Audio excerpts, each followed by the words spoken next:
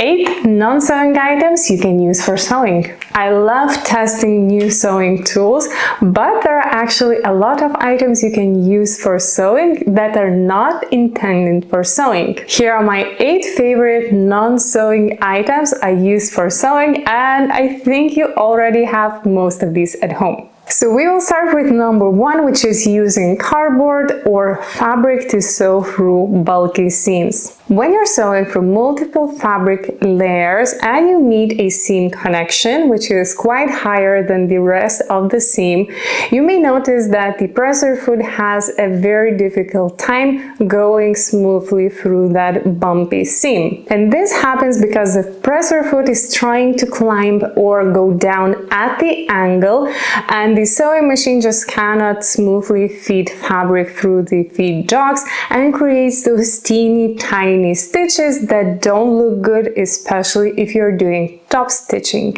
So the solution is very simple.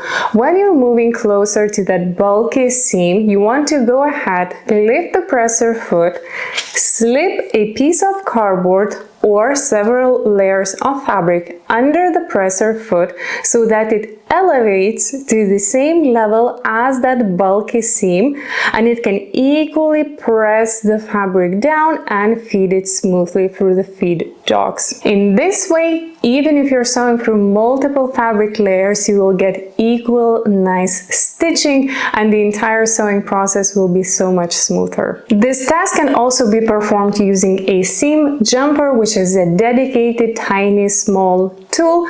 However, this tool is quite difficult to find and it's absolutely not a must-have because a piece of cardboard or several layers of fabric do just as good of a job. Item number 2 is paper cutter, or as I like to call it, the best 5 euros I spent for sewing tools this year. So this tool will be very handy for those who love working with PDF patterns in A4 or letter formats. When you print out the pattern, you need to trim the edges in order to neatly align it with the rest of the pattern sheets. So I used to do this by hand, just taking paper, scissors and trimming each side of every single sheet, and honestly that task was so time consuming and very unpleasant because I just want to go ahead and start sewing and not do paper crafts. So when I saw this item being sold at grocery store for 5 euros, I immediately bought it, and it was such a game changer because I can now cut like multiple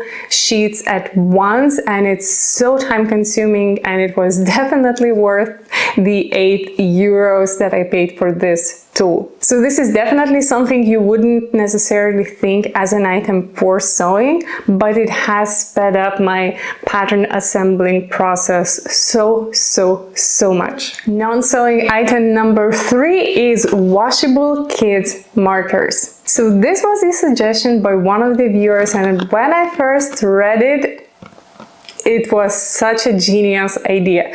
So the thing is that when you want to mark something on piece of fabric, you buy a dedicated fabric marker.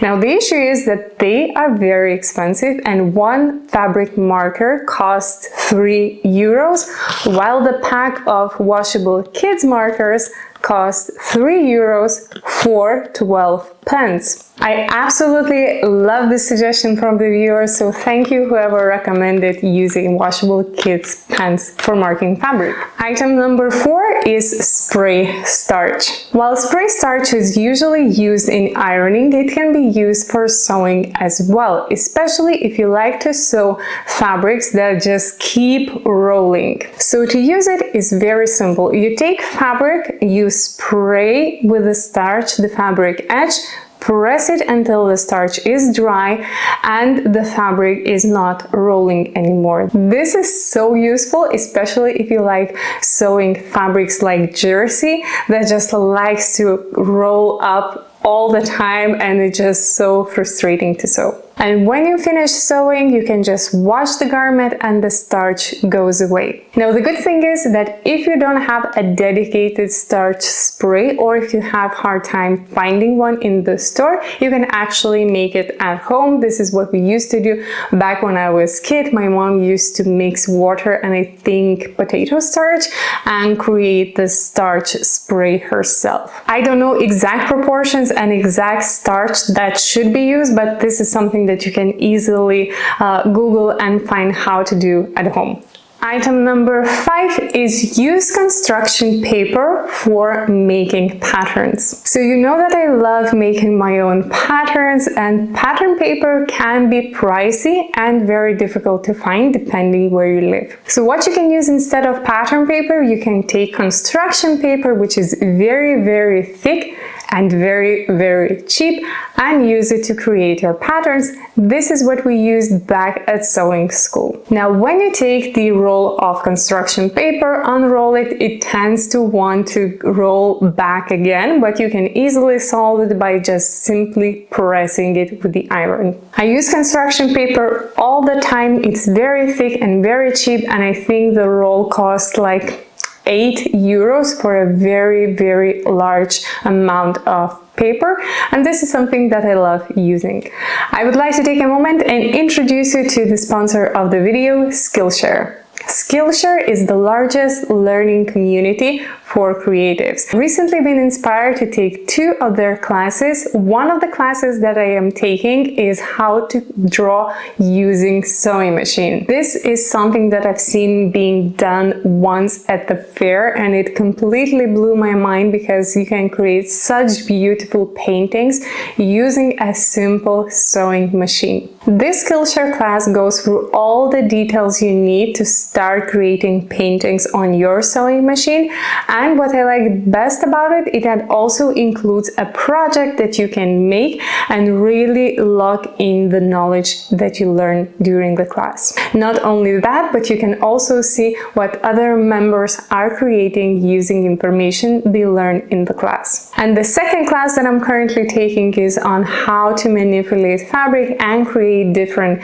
structures and different designs using it. So this class is taught by a professional fashion and fabric designer, and she goes into such in-depth details and provides everything you need to know in order to create these beautiful structures on fabric. The class is very detailed and you can follow along and create your own structures, which is something that I absolutely love because I really learn best by start doing something myself. I cannot wait to learn more about these fabric manipulation techniques and put them to use and implement them in my design. Skillshare has a variety of different classes on sewing, pattern making, crafts, and other topics. If you would like to learn more, Skillshare has a special offer for you. The first 500 people to use my link will get access to one of Skillshare's best offers: 30 days free and 40% off your first year Skillshare membership. The link to join the Skillshare online learning community is in the description box down below, and I hope it will inspire you to learn something new about your craft, just as it did inspire me. Moving on to our list, we have number 6 is tissue paper. So I mentioned tissue paper in a few other videos, but it's such a good item to have that I want to add this in this list as well. So tissue paper can be used when cutting slippery fabrics. You sandwich the fabric between 2 layers of tissue paper, pin along the pattern lines, and start cutting through all 3 layers together. Now the tissue paper stabilizes the fabric and it doesn't move during cutting process, so it makes cutting fabric like silk or other slippery fabrics just so much easier. On top of that, tissue paper is also one of the best materials that I found for tracing patterns. It's also quite cheap. I bought like 50 large sheets for a price of 4 euros, but if you buy more you can get even better price. So it's definitely an item item that will come very handy. Non-sewing item to use for sewing number 7 is cheesecloth. Cheesecloth is a very thin fabric. It's very sheer and very lightweight. So I used to use it instead of steam iron. And how you use it, you put it in a piece of water, squeeze all that excess fabric, then put it on top of the seam or fabric that you want to press and start gently pressing until the cheesecloth is completely dry. It gives the same effect as you would get using a steam iron, but it's cheaper and it just takes a little bit more time and effort to use. But it works just as fine. And the last item that I want to show you today is a cup. I cannot sew without having this cup by my side, and whenever I have a thread I need to cut, I cut it and put it in the cup. You can see that I already have a lot of threads here collected. So what it gives, it prevents the threads from just flying everywhere around the room. So this little item just helps me keep my sewing space so much cleaner, and once I'm done sewing, I can actually start doing something else and not think about all those loose thread ends just lying everywhere. Now, I shared this tip a few weeks back on my Instagram, and one of the viewers mentioned that she also does the same thing, but during the summer when the air conditioning is on and is, blowing all thread ends everywhere, she puts a little piece of water inside of the cup so that the thread gets wet and doesn't fly away. And this is such a genius thing to do that I also will be doing next summer. So here are all 8 non-sewing items that you can use for sewing and get great results. I would love to hear if there is another item that is not for sewing but you use for sewing and get great results. So please leave it in the comments down below. Thank you for watching today, and I will see you next time. Bye!